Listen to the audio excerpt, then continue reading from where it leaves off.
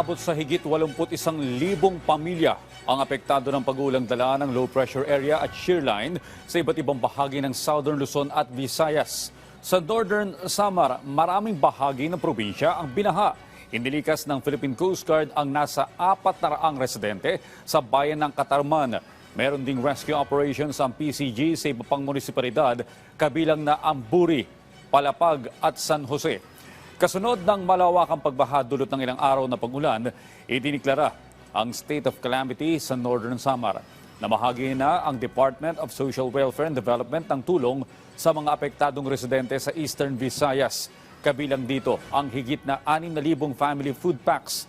Patuloy pang inaalam ng NDRRMC kung may casualty o sugatan sa pagbaha.